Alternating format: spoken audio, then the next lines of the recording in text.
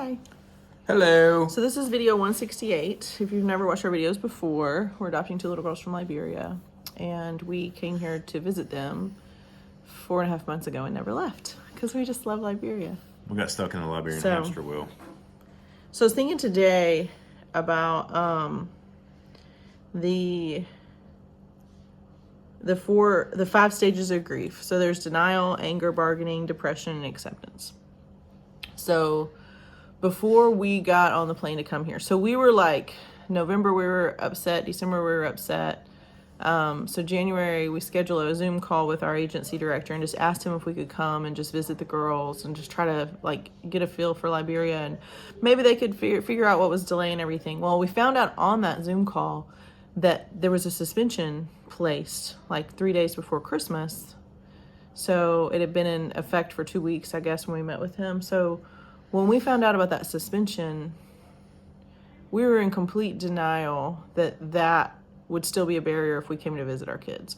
We figured he would say yes to us visiting our kids, but we had it in our heads that maybe we could just bring them home. Like we thought maybe it was a 50-50 chance.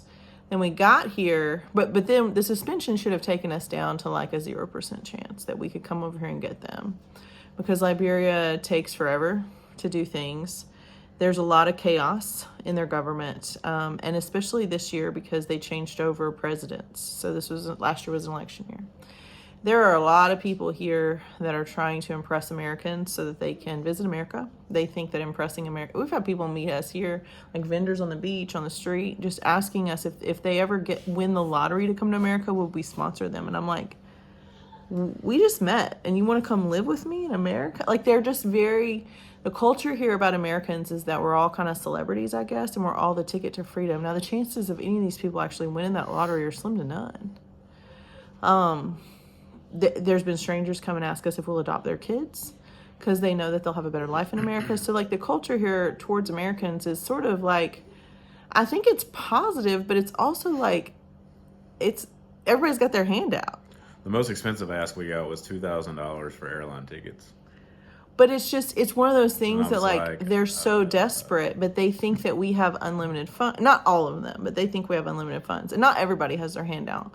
But the culture is do what the Americans say, impress the Americans, and maybe they'll help you. Is what's basically taught here, it seems. And there's a lot of things about Liberia that we love. But as I look through those like stages of grief, I'm like, I got on a plane in denial, and I knew that. I knew it. And I was hoping that we could come home with our kids. I knew that there was work here that needed to be done. I wasn't sure what it was, but I knew there was work here to be done. I knew that the orphanage needed help.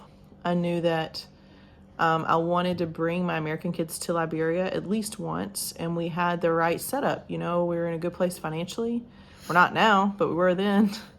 We're in a position to do it. Homeschooling our kids. They're young enough that they're not missing a ton of stuff. You know, they missed their soccer season this year, so they're pretty sad about that. But they can play in the fall. It's Florida, you know. They miss their friends. They miss their dog. But, like, you know, we thought maybe we could make it happen. And then we got here, and we just stayed angry. We've been angry since we got here. We're still angry. We've bargained, like, okay, if this happens this week, then that can happen this week. We're still bargaining today. Like, okay, if the Madam Emoji, the head of the Emoji, which I call her Madam Emoji which is pretty funny. Well, I don't want to call her by her name because I don't want people Googling her and harassing her, I guess. I pray that the Holy Spirit harasses her and convicts her as to what he wants her to do. But then the bargaining, like I continue to bargain. I'm like, well, what if this, but we kind of need to get to that point where, you know, we're past the bargaining, and all of the stages of grief don't happen in order, but the next one is depression. Like today or yesterday, even yesterday we got to hang out with the Hayloft. So we actually got out of bed and did stuff, but there are days that Jeremy and I, like, we tell our kids they can play with their tablets in the mornings if they want to. They're not on Wi-Fi or anything. They're all airplane moded with like games that they're so tired of. And then we let them watch Netflix all day, which we didn't even have Netflix. We don't even have a TV in our kitchen.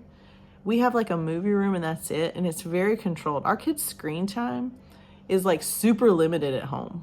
Like the tablets they're playing with now, they haven't even seen them in 2 years. They don't have screen time. They watch like projector movies, like, and we don't do screen time. They play with their Lego. They do other things, but they don't have just endless screen time. And here, I feel like all they've done is watch TV. And even today, like my youngest American kid was like, I just want to go outside. And so she went with Jeremy to go order our dinner because it's Father's Day. And I'm like, why don't we just order, dinner? And we're so tired of the restaurant food, and it's decent, but it's not great. And we've had it all, and I didn't want Jeremy to have to cook. I washed the dishes for him today, but it took every bit of energy that I had to brush my teeth today, probably at noon, and to wash the dishes for him. And it doesn't take that long, but it just, like, the level of depression that we've reached as adults is just, it's crazy.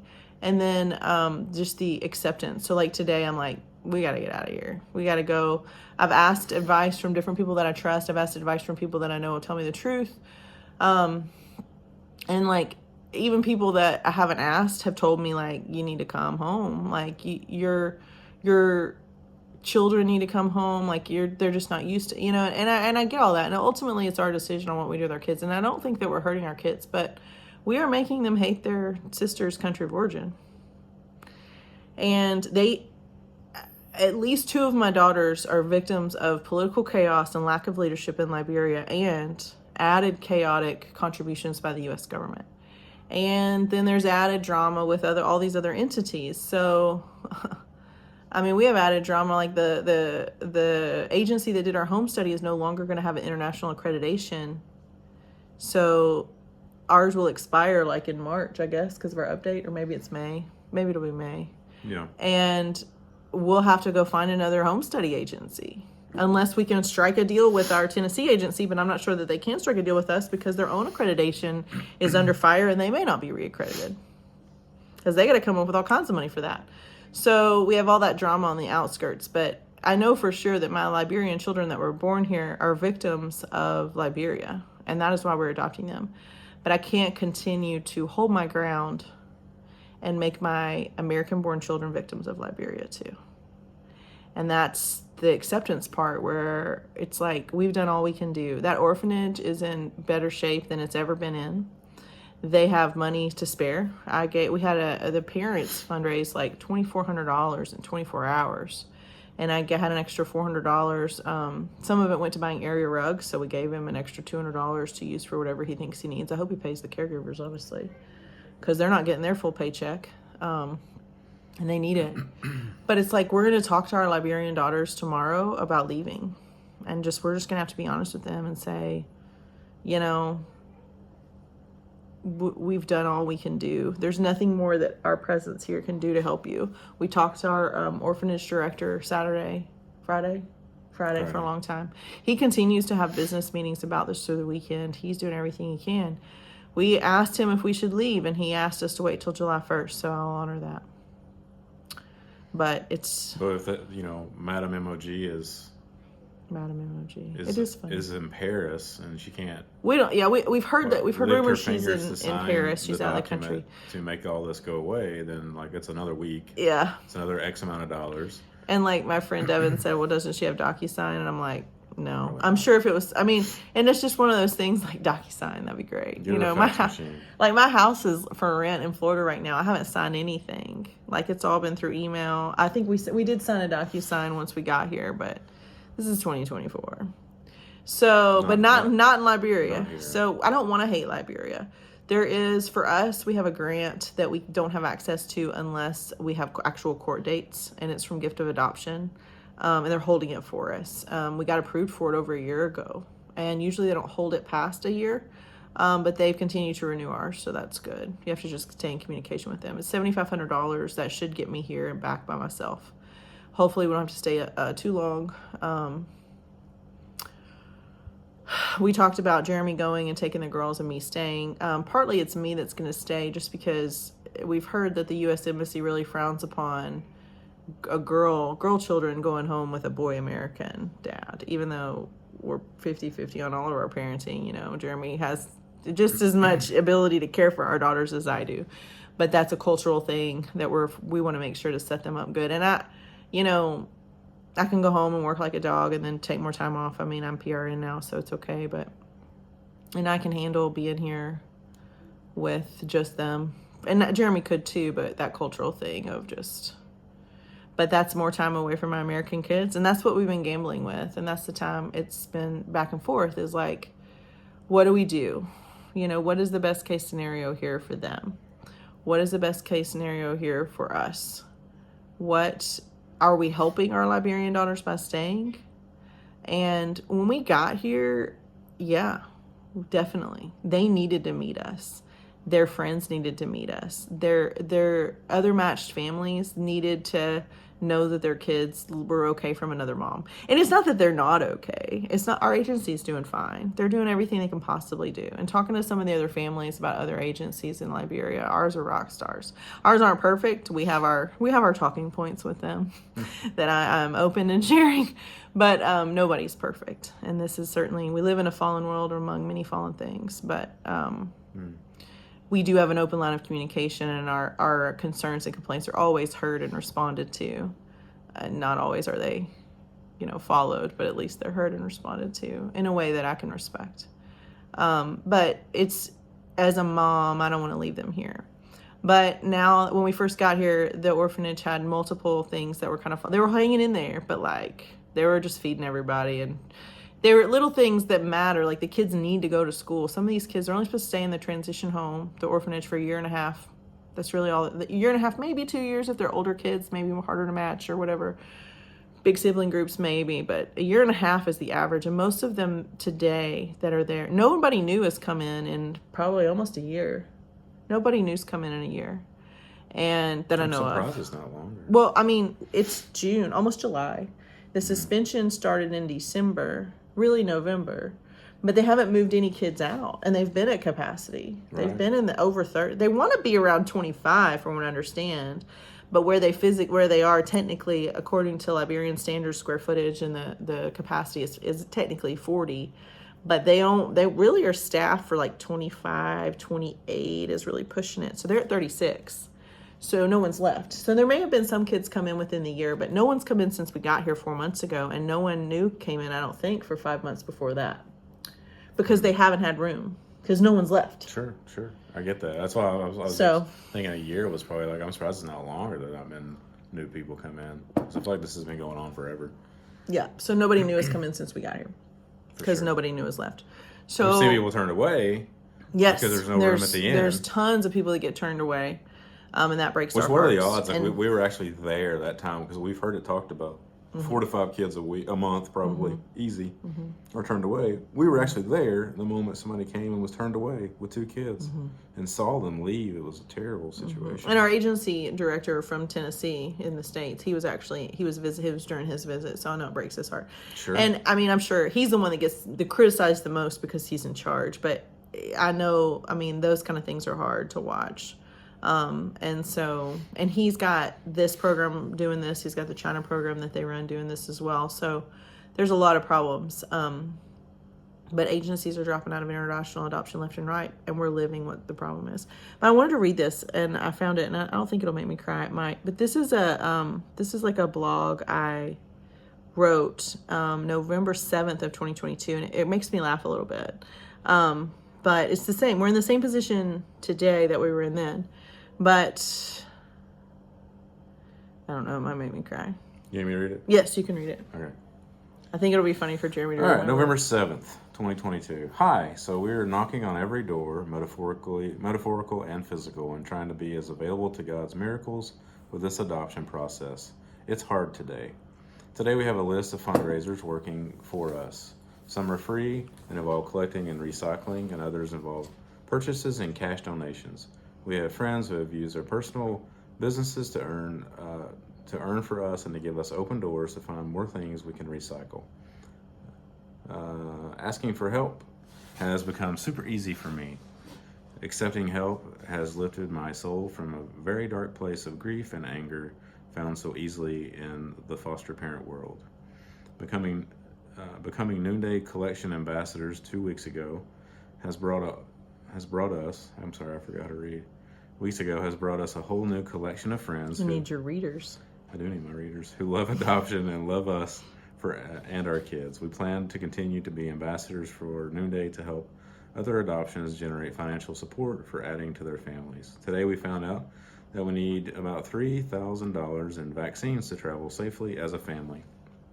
$3,000 we will pay to the health department for all the things that are real dangers in Liberia for our family. Today, my garage is filling up with clothing, bedding, shoes, and accessories to donate to Fill the Box. Our next load to turn on to Fill the Box is Friday. Turn in. Typo. Oh, there's never a Typo. typo. I'm not going to fix it now. We will come and pick up items if you are in Cape Coral, Fort Myers, North Fort Myers, or Punta Gorda. Punta Gorda. With each barrier and added cost, we find another 10 doors to knock on for help, and so many of them keep opening. So in the next 4 days, please clean out your closets and bring them to us, or let us come get them. The last drop was 2 Suburbans full and got us $350. Let's just take a time out right there. Wow. So our first load, we took two Suburban full. Like we filled up both of our SUVs, and we took them to drop off we met a guy because they didn't have a route close enough to our house. So we had to meet a guy. Bill, I miss Bill. I bet he doesn't miss me. I mean, I bet he does, like in his heart. But our loads were massive by the end. So that little bitty load, that $350 load, we were really proud of that load, actually. We were like, oh, wow. Yeah. But now that we know, like our loads now are like, once Jeremy and I get back to Florida, our loads will be 5,000-6,000 pounds again. Like, we are like beasts when it comes to this. And we have all these connections. And we're not even in Florida right now. And we've had two loads get picked up since we left. We did one right before we left that was 5,100 pounds. Then we had one after we left in March that was 5,100 pounds. And then they did one in April that was 4,000 pounds. And then they're coming to get one now. So, or May, I think. And that 4,000 pounds or 5,000 pounds is $1,000. So we're proud of 350. So yes, we've grown since then. We have a U-Haul truck running for Friday morning, and we need to fill it and pay for the vaccines. And we did fill it. If you missed the deadline, and don't worry, we will keep going on this until we see our daughters sit at our table for dinner. And we will. Watch them make messes with their toys, with their sisters, paint on my floor and table with their own faces.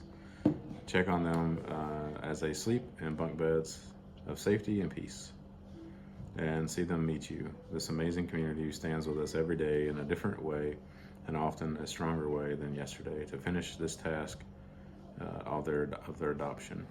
Even though today I was discouraged to see our overall cost rising from $72,000 to $75,000, I know God has a plan to show us His power in this as well. And that's really funny too, because we're at $130,000 easy now.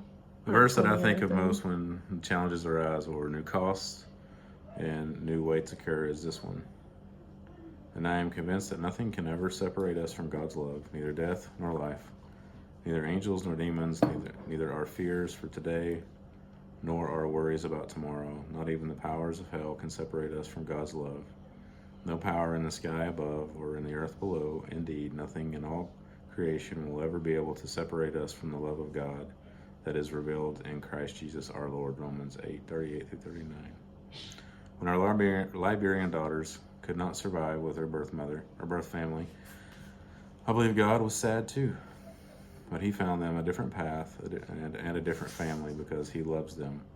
He has plans for their future. He asks us to undergo this task of adopting them and securing their freedom. He sees them as our children, just as He sees us as His. On my daughter's bedroom wall, I have this quote, and I read it often in my own mind as I check to see if they are finally asleep. I am the daughter of a king not moved by this world. My God goes before me and is with me. I do not fear, for I am His. This truth anchors me often. Some children are cherished by their birth fathers. Others are rejected, abandoned, or betrayed by their birth fathers. Unfortunately, relating more to the latter, the magnitude of this promise is not lost on me. I value this and talk about it often and see the miracles within it often. We choose to conquer the financially impossible and adopt these two little girls because miracles are as addictive as anything else I have found. We teach our U.S.-born daughters to live it with us because we want them to experience how valuable and important all daughters are valued by their Creator. We want our kids to experience firsthand all the things that move when we agree with His decision to save these two little lives. But even if everything does not move the way we ask it to, and the miracles look different than we thought, we are grateful for the opportunity to be on this road of adoption. It's still baby crap. I'm sorry. It's okay. It's probably the most words I've said on any of these videos. I feel like I was a little more bright and shiny that day Yes. than today. Yeah. So if you're looking to hire a nice IT guy, I'm back in the working business and ready to get back to work.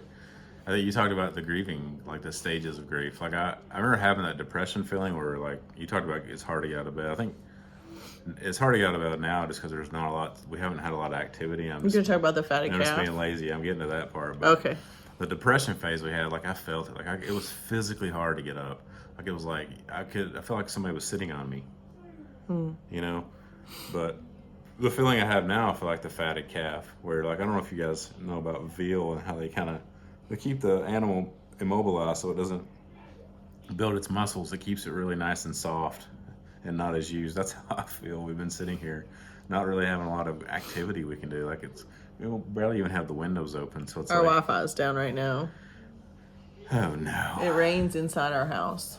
Yeah, we woke up. It rained all night long. It's like literally rained like out of the last 48 hours. I think it's rained 30 of them. We woke up this morning. There was like drops of puddles everywhere because our roof leaks. Yeah. So it's like, man, like this is a nice place for Liberia. Yeah.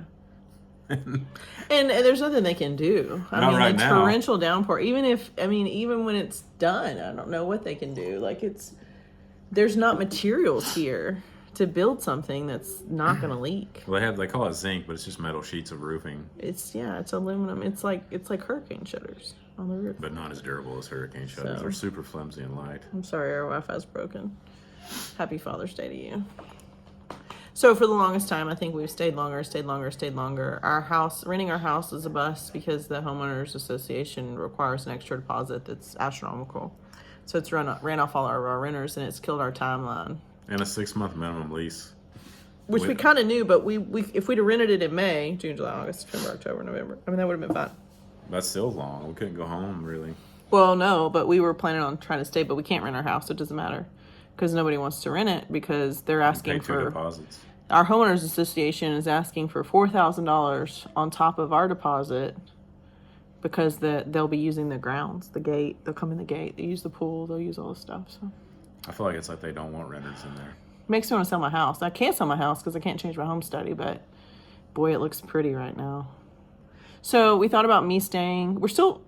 It's like until we actually get on the plane, all of this stuff is in flux.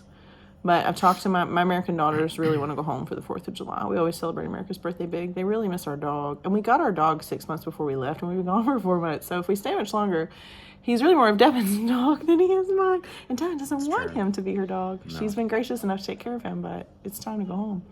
He's the biggest dog she has. So she got some big dogs. In the next 2 weeks, mountains need to move.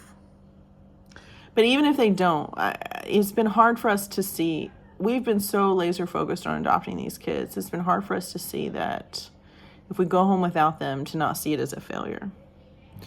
And I just don't see it as a failure. We have, first of all, we've connected and bonded with our Liberian daughters more than any other family ever has before taking custody of them. We have allowed them to interview the heck out of us. We have gotten to know their friends. We have connected ourselves with their friends' parents.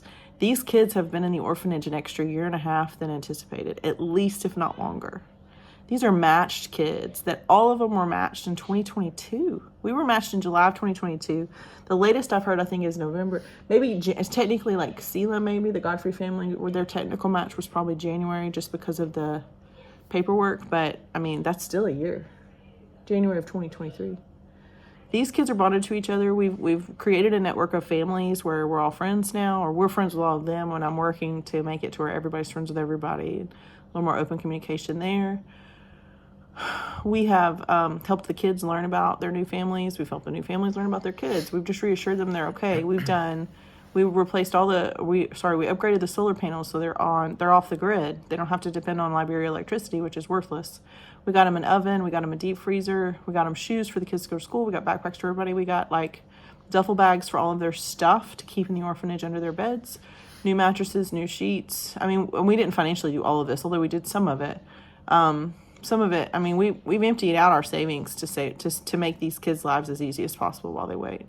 We got the solar panel should run a water pump. The water pump's supposed to be fixed soon. They'll have running water again. We got toilet seats. We got shower curtains, clothes for the kids. We brought clothes for the kids. We bought clothes for the kids. We've brought them food and snacks almost every time we go. We've taken them arts. I mean, we've done arts and crafts with them. We let them color pictures. We've asked them their favorite color. We've asked them their favorite food. We have loved on these children, these 36 kids, as much as you can possibly love on 36 kids. And we've done it with our other kids in tow. We've exposed our American kids to this abject poverty that's so overwhelming, and they get it. Our kids will be forever changed. Our American kids will be forever changed by this trip. And their perspective on life, their perspective on orphans, their perspective on kids in general, and what's really important in life is going to be much more fixed than it ever would have been without this trip. I can jump back on a plane and come get our kids whenever we're legally able to just take them home. I don't know what we'll face. We could face a third trip. We could face 3 or 4 different trips here. We had no idea that it was going to be this complicated to come to Liberia and adopt these kids. We left the foster system thinking that this would be easier. And it was easier for a lot of other families before us. But we are grateful to be here. We're grateful to have been the family that God prompted to come here and stand in this gap, even if we have to leave before we get what we want. And I think about Devin, too. My friend Devin, she was the reason that this program started. Go check on them if you want. Oh, thank you. She was the reason this program started, because she wanted to adopt. There was actually 2 kids she wanted to adopt, and one kid she ended up finally adopting after 7 years. But the other one, she planned to adopt him, and his birth family actually was able to return and take him from the orphanage. And for all accounts, we think he's okay and thriving somewhere in Liberia. But she had her heart set on kids when Liberia was closed, and she had to wait through a program and watch 35 kids come home, or 40, maybe even 50. Come home before her kid came home. And she chose to add another kid to her adoption since she was licensed for 2. So she ended up getting 2. The interesting part about the second one is we do know that Liberia can move fast, because his adoption was processed in 5 months. He went from being a waiting child, her dossier was done. Just like any unmatched family right now, her dossier was done. She was matched with 1 kid, but she always had been licensed for 2 just because of that other kid, just in case he showed back up. And so she was presented with an opportunity very late in the adoption game, and there was still paperwork happening for her daughter, and there was a long story there. But his processing was 5 months. She could have gotten him in 5 months, and I think the travel dates for her pushed back to make it 7 months. So his adoption, from the time that she accepted his referral to the time that he was standing in Tennessee, was 7 months, and it could have been 5 months. So we know that Liberia can move fast when everybody's getting along and everybody's doing what they're supposed to do. We think that us being here, along with I think us coming helped the Bruces come, because Carrie and I talked a lot about let's just go check it out. Let's just go. And I was like, I'm going. And she's like, me too. And so it's helpful to be here with the family. If we felt a little less insane, we would have come without them, and maybe vice versa. But it was a conversation she and I were having in the background of this conflict, just like, there's something going on. I think that the team of our families being here helped a lot. I think that especially her husband Sam's ability to meet people, network with people, he made a lot of good connections, helped finally find the right lawyer for the agency, has his own Liberian lawyer that's still advocating for him, and they were also able to help us with connecting all the families. These are not wasted moments. But to actually get on a plane and leave our kids behind in Liberia is something that I don't want to do. But at the same time, a lot of it's about money at this point, just because we're running out and we want to be able to come back quickly. I don't have to wait a year to come back, and we won't be able to come back together. So that means I get to brave Liberia alone. So that sounds fun. But at the same time, it's not giving up if we go home without them. We did a lot of things here, and I don't regret coming. I'm beyond the anger. I'm beyond the bargaining part. If there's something that develops in the next 10 days that gives me a solid timeline of like, okay, this is happening we have court dates for you this day, we're going to give you your kids on this day, and then we think that everybody's going to cooperate, then yeah, we'll figure it out. We'll stay. But we'll have to the suspension has to be lifted, or I'm coming home on July 1st. And not out of spite and not out of anger, but out of the best interests of the 3 kids that I do control, their lives and their futures, as much as you can possibly control your kids' future. I do have legal custody of them, and subjecting them to Liberia is no longer in their best interest. Yeah, I think I've created my own phase of grief. I'm in the 6th phase. What's the 6th accepting phase? my anger. I'm Yeah. just going to be there and angry at mainly the leading officials here and in the U.S. that caused this problem. I will forever be angry at you. Yeah. So, but I think it's a good plan. It's the only plan really that makes sense at this point. The state that the orphanage was in, and the state that the morale at the orphanage, all of the things that they needed done, there's no way I could have left after 3 weeks. There was too many things that needed to be done that couldn't have been done by our agency because they got their own problems and bigger problems than that. I mean, in the rent too. I don't think I mentioned the rent in the list. We fundraised. We help people, encourage people to fundraise for the rent as well. So they pay their rent annually. It's about $10,000 a year. And they're actively painting the wall. Oh yeah, we painted the wall, the retaining wall. It's a security wall, so it wouldn't fall down. And now we know they do fall down because Nelson's fell down. Yeah. The weather is no joke. So I don't think it's a waste to go home and I can come back by myself. Even though I don't want to, I can. Who knows? Maybe we'll get a bunch of grants, or maybe like the Both Hands Project will work out. Maybe we'll have enough to bring our girls back. I don't know. We'll have to tie them down to get them on a plane. Yeah. My girls, though, the saddest part for them is they said, we're not going to be there for the party in court because they want to wear their matching butterfly dresses and go to court and have a party. And that is their biggest. They're sad to leave their sisters, but they get it. They know that we've done all we can do. So, real quick, I have my Verona necklace on again tonight. It's noonday. If you guys want to click on the noonday link and buy a Verona necklace, that'd be great because we still need a lot of money since we're going to have to make a second trip, it looks like. I have on my Keep Going bracelet because that's a staple in my life now. Again, this is the Citrus Jewelry Organizer. It's on sale for $36 and or $35. And Rachel, one of the other adoptive moms, bought one. I just want to show this to you guys. It is a jewelry organ. It's all my jewelry in it. But bracelets can go here and rings, and then necklaces clip here, and then it has a zipper pocket in the middle. So it's great. I've used it a lot for my noonday jewelry. But she was like, I think I saw it on a video that you did, and then I decided to get it for a trip coming up. This is made in Uganda, and when you buy this month, if you buy something this month, every $100 has a disc. Every purchase, so every order. So we're trying to get 500 orders in a month. So if you get an order, if we get 500 orders for Noonday this month, Noonday is going to give back scholarship money to send 2 girls in Uganda to college on scholarship. Only 3% of women make it to the university level in Uganda. So we're trying to push that statistic.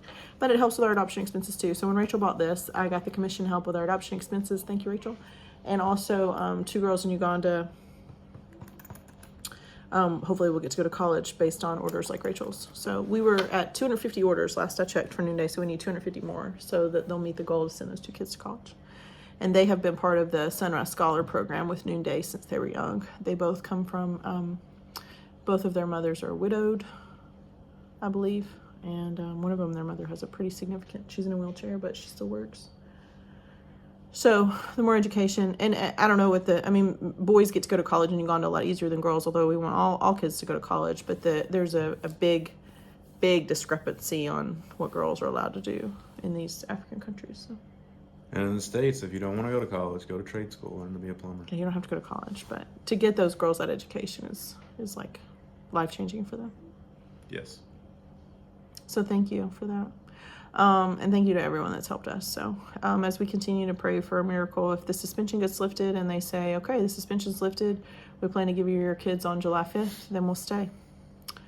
But if they continue to mess around and not do what they're supposed to do, then we will act in the best interest of our family, as hard as it is. We are leaving our kids in the safest place in Liberia that exists, and we trust that they will be safe there until I can return. So. Yeah, and I think it's now the gold standard in orphanages. I believe that. Yep. And the inspection hasn't happened yet either. We talked about that a lot. So the inspection, if it were to go, it can happen at any time. So if it were to go poorly, that would definitely hurt the suspension. But the inspection is not required to lift the suspension at this juncture. Based on the fact that it's been inspected so many times with each case history report and they've never found any problems, that initially we thought that was a contingency, and we've learned since then that it is not a contingency anymore. So the work we did was great, but it was, we did it in an urgent way, but and we appreciate that. But now since it's been done, I mean, there's, it's Liberia, so changed all the time. So. Yeah. This coming Monday, it could be different. All we can do right now is we've put everything in motion. We've communicated with everybody we can. We've physically gone to all the Liberian offices of government that we can possibly go to. We've done everything we can possibly do to advocate for our children. We've spent 4.5 months here learning about Liberia, loving Liberians, and in immersing ourselves in their culture. And I don't regret it at all. But I can't allow damage to incur on my other 3 kids and let them continue to live in the trauma that is this country when there's no long-term benefit. So, or short-term, really. So they'll get to go home. And they're pumped to go home. But they also don't want to leave their sisters. The one thing that they requested of us, too, is that we talk to our Liberian kids for at least 2 weeks before we actually leave. They said that they felt like they needed more time to process it. So we're going to do that. So we'll start talking tomorrow. Yay. And we'll try to visit them. I think we'll probably visit them 3 times this week. Just to get some extra time in. Maybe like Wednesday, Friday, or Monday, Wednesday, Thursday. So, since we'll have a little extra days. Anything else? Adulting's hard. Yeah, very hard. So, I was hoping that maybe another matched family would just at least come visit while we're leaving, or before, at least plan to visit after we leave, because I think that these kids need to see somebody. But I know that that's an unrealistic thing. Yep. So I get it if they don't. Okay, hopefully they don't know to start working. Me too. We have a show to watch, or we're gonna go insane. We're already insane. We can pack. Ugh. What a kick in the teeth. Liberia just keeps kicking you in the teeth. Yeah. If they only cared, it would be nice. Some do care. It's not that they don't care individually. There's a lot of chaos. When you live in a country that is chaotic anyways, and the literacy rate is low, and only 46% can read and write. Well, I'll tell you what, the ones and do making third grade decisions, math. Third grade math. Literacy is very low. The ones in power, they can most certainly read. They are in power. Yeah. They certainly know right and wrong. So maybe Madam MOG will surprise us and do something good this week, even though she's not in country. Put down the caviar and come back. Maybe something will happen. Maybe we'll get something going. Because technically there should be a minister proper that's in her stead that can sign this week. I don't know. So we'll see. Yes. We will see. But if not, we'll see. We'll come home and we'll keep doing videos. Peace out. Bye. Bye.